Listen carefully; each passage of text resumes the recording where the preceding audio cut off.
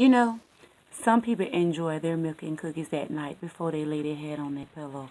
And some people like jogging before they bring their feet in their house. But me, I like a good book or a good story.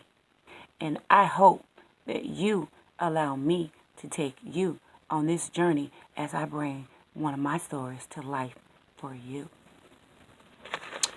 There was this man, or shall I say, there was a slave named Ernie, a blacksmith, a horse trainer, a big, strong black nigger that lived on a tanner's plantation.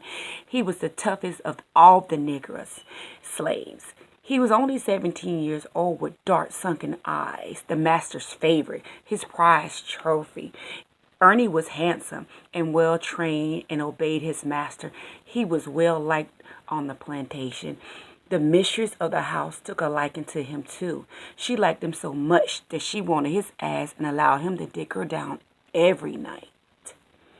She became so obsessed with him that if she caught wind or caught him staring at any of the black heifers on the plantation, that she would have them beaten so far away that they would only be a memory in his eyes.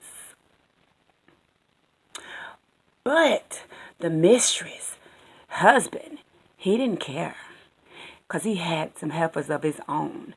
He enjoyed being able to pick and choose which of the beautiful black slaves he was going to lay with at night.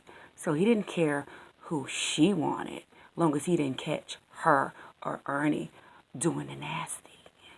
So the mistress, she became pregnant.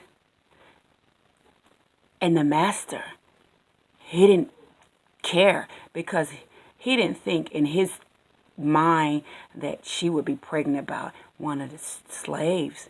Surely not one of the slaves, because every time she got around any of the slaves, she treated them like pig shit, mud on the back of her boot, not worthy to stand or talk to her. So surely, why would he even think that she was pregnant by anybody but him? Cocky ass. It was okay for the master to impregnate any of one of the slaves that he chose, but woe to the mistress and Ernie if they were to get caught. The slaves knew that the mistress was pregnant by Ernie, but neither one of them dared to speak or tell the master about the secret that lies deep and dark on the plantation.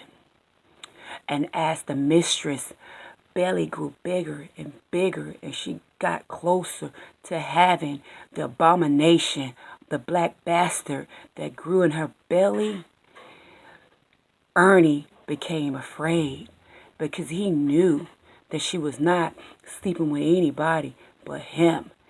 And if she was to have the baby would surely come out as black and strong and looking just like his daddy. So he decided to run away before the baby was born. So the baby was born that night that Ernie chose to run away, chose his freedom over the baby, because he knew that the master would find out that it was his baby, and he did not want to die of the terrible beating or hanging that was sure to come in his direction. So as the mistress lie there screaming and being torn apart by the big baby that came out of her deceitful pussy, daddy itself, the baby came out looking just like Ernie. And the master got wind of his baby that he just knew in his heart was his. He quickly got to the plantation as fast as he can so that he could see his firstborn son and give him a name. But before he got there, the midwife, the old slave that always helped all the slaves bring forth their child, held the black bastard baby up in the air to be blessed by God, as she always do with all the slaves. But this particular time, it was Ernie and the mistress baby. And as the mistress lay there being cleaned and stitched back up from the weight that the baby carried, and bust her wound open, spilling the secret, the master came in. Stay tuned to be continued. Good night.